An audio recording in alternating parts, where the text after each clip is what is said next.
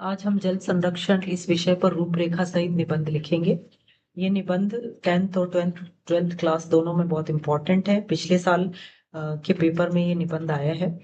तो सबसे पहले जल संरक्षण की निबंध की रूपरेखा के बारे में बात करेंगे। तो इसमें 6 बिंदु हैं। पहला है प्रस्तावना, जो कि उसकी वर्तमान स्थिति बताएगा। फिर दूसरा पॉइंट है जल का उपयोग, क्या क्या जल का उपयोग होते हैं, जैसे घरेलू कार्य और कृषि।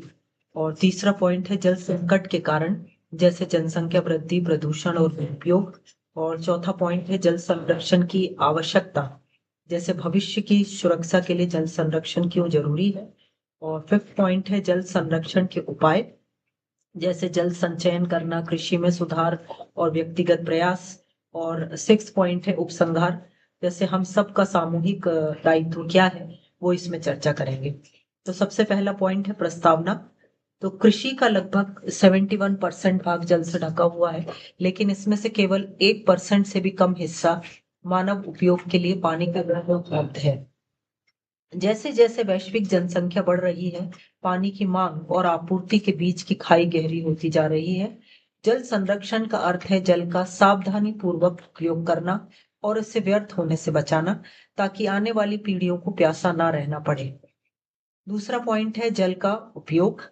जल हमारे जीवन में सबसे अनिवार्य तत्व है। सुबह उठने से लेकर रात को सोने तक हमारी लगभग हर गतिविधि जल पर निर्भर है। जल का सर्वाधिक और प्राथमिक उपयोग घरेलू कार्यों में होता है, जहां यह पीने, भोजन पकाने, व्यक्तिगत स्वच्छता और घर की सफाई के लिए अनिवार्य है। हमारे जीवन का आधार कृषि भी पूरी तरह जल पर निर्भर है।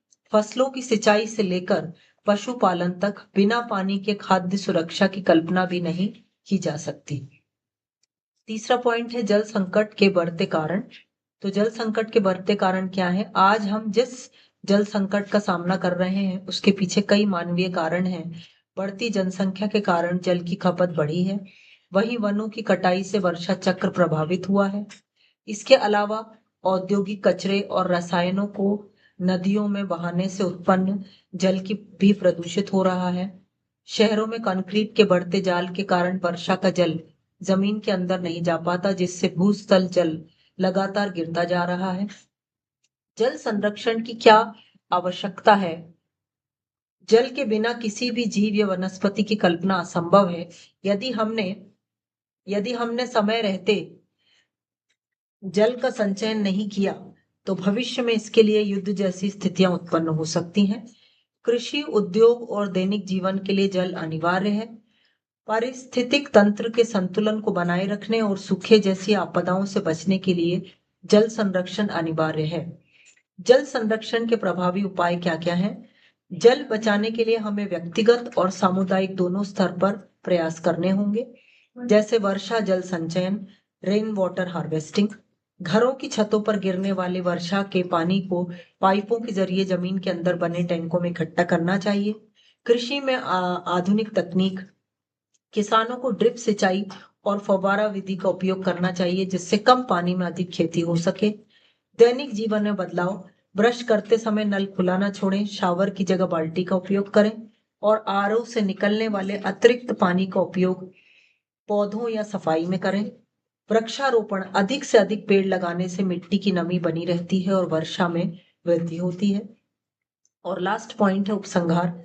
जल प्रकृति का अनमोल उपहार है। इसे नष्ट करना अपने भविष्य को नष्ट करने के समान है। बूंद बूंद से घड़ा भरता है, अतः हमारी छोटी सी कोशिश भी बड़े बदलाव ला सकती है। यदि हम आज सजग नहीं हुए, तो कल पछताने के अलावा कुछ भी शेष नहीं रहेगा। तो हम सबको यह संकल्प लेना होगा कि हम न तो जल बर्बाद करेंगे और ना ही दूसरों को करने देंगे। Thank you.